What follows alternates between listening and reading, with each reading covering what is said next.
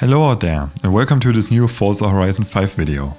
It's been a couple of months since my last tuning guide, because the last few updates were not exactly the bee's knees. But now, with our PlayStation friends joining us, Playground Games has decided to deliver some amazing updates, starting with Horizon Realms. One of the new cars that came with the update is the Lotus Exige Cup 430, which has quickly become one of my favorites in the game. This car is a real driver's delight. It's lightweight, has a manual transmission, rear-wheel drive and even boasts a supercharged 6-cylinder engine.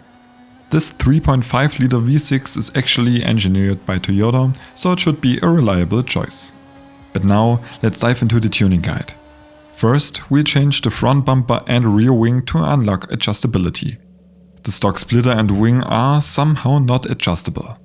Next, we are swapping those semi-slicks for full slicks and increasing the front tire width from 215 to 235.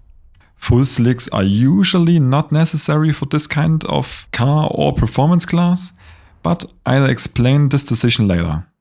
Right after that, we are also increasing the track width. This not only boosts the car's stability, but also improves its look. The next section is the drivetrain. As mentioned earlier, the Exige has a manual transmission, so you want to upgrade the clutch and transmission.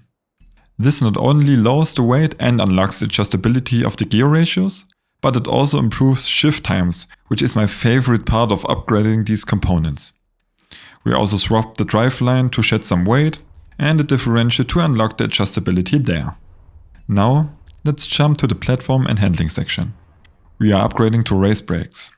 Although the rating of the stock brakes was already quite high, their overall performance on the track felt pretty bad in my opinion. Upgrading the brakes also unlocks the adjustability and causes a significant weight reduction. Since this is a race car, we can't upgrade the anti-roll bars to better ones. I'd also recommend using a roll cage because we are already playing in a pretty high class, and improved stiffness is never a bad thing. It only increases the weight by 17 kilograms.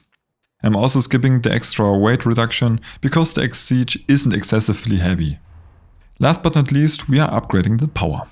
The first upgrade doesn't directly add any extra power, but since the stock flywheel is too big in my opinion, a race flywheel is a must-have for this car. The first real power upgrade is the race exhaust. This is my favorite upgrade because it increases power and decreases weight. Unfortunately, it sometimes ruins the car's sound, but in the case of the Exige, it remains the same. Next up is the supercharger. I chose this upgrade because it not only increases power in a specific RPM range, but also boosts power across the entire rev range. The same goes for the air filter, aero intake and the race valves. The last part is the race ignition. I chose this upgrade to increase the power in the higher RPM range, which slightly boosts the top speed. And that's it. Nearly a 1-to-1 ratio between horsepower and torque. We've lost 13 kilograms, improved the lateral cheese by 0.3 and ended up at 2.3, which is amazing for this class. Now let's talk about the reason for choosing full slicks. Since we have 600 horsepower, 600 Newton meters, a net weight of under 1100 kilograms, the only other upgrades could have been increasing power, a bigger reduction in weight, or all-wheel drive. All-wheel drive is something I wouldn't put into this type of car. It would probably make the car easy to drive, but it also eliminates its charm. More power would just cause more wheel spin in the first and second gears. The same goes for weight reduction. And even lower weight with the same power figures would only cause more wheel spin in lower gears, making the car harder to handle. Anyway, let's talk about the fine-tuning. The pressure is adjusted to remain at 2.2 to 2.3 bars during the race. You should lower this if you do some city racing. The gear ratio is just as it should have been from the beginning. The top speed is around 316 kph when going downhill, and the rev limiter is around 330 to 335. The alignment improves stability but doesn't enhance steering response. The camber looks quite low, but is amazing for stability, and in corners, the entire tire surface heats up. I think I haven't adjusted the anti-roll bars because the stock values are fine in my opinion. The front springs are now a bit stiffer and the rear springs are much softer.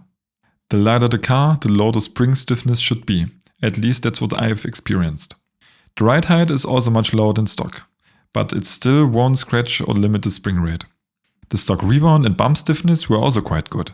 I've only made him a bit softer so the car won't jump and unsettle as much when hitting sidewalks or cutting roads.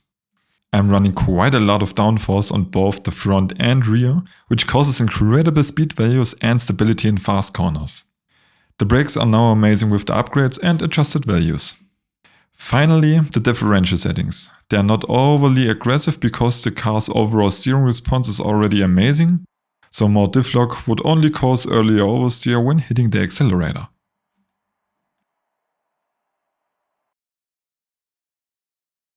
Three, 2, 1, go!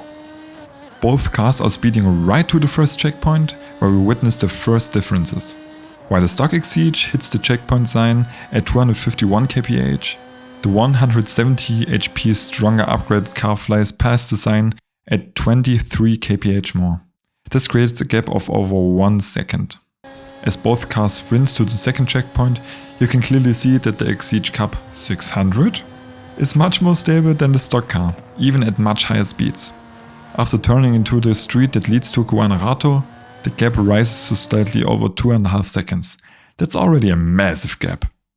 After leaving the corner where the stock Exige got a better exit, both cars head to the right-left combination, where you can lose a lot of time if you carry too much speed into the first corner or miss the apex. It's amazing how much the upgraded aerodynamics have improved the car's stability. Right after the hard braking zone, the green Exige carries around 10 kph more through the corner. The gap has increased to 4 seconds.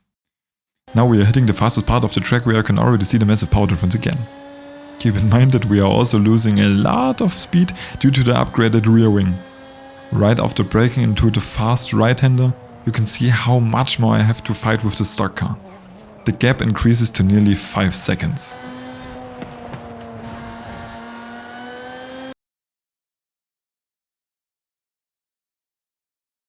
The upcoming section is the trickiest part for heavy cars and the most satisfying part for light cars. Still, I somehow mess up with the tuned Exige, yet I can catch the stock one incredibly fast due to the slicks, adjusted damper, spring and anti-roll bar settings, but of course also due to the 170 extra horsepower.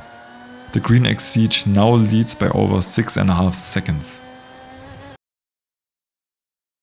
Now we are coming to the last bit, where aerodynamic and mechanical grip have to work together. The difference should be obvious again. The gap increases once more, and for the last few seconds I leave you alone with the beautiful sound of the supercharged V6 engine. Enjoy!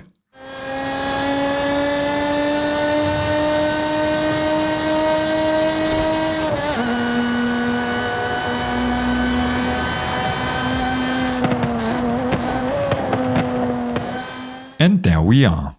A gap of nearly 10 seconds with a PI difference of 67. That PI efficiency is outstanding.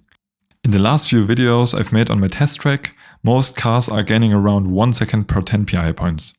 So you can say that the Lotus Exige Cup 430 or Cup 600, as it should be called now, gains 1.5 seconds per 10 PI points, which is mega efficient. To sum it up, the Exige is an amazing car for everyone who doesn't want the easiest to drive and fastest car to win everything. With this car you need a bit of skill, but you can still have a lot of fun because it's challenging. It's a raw car that can be a true weapon when you master it. So that's it for today. If you've enjoyed the video, please consider liking it and subscribing to my channel. If you have any questions or suggestions, please use the comment section below.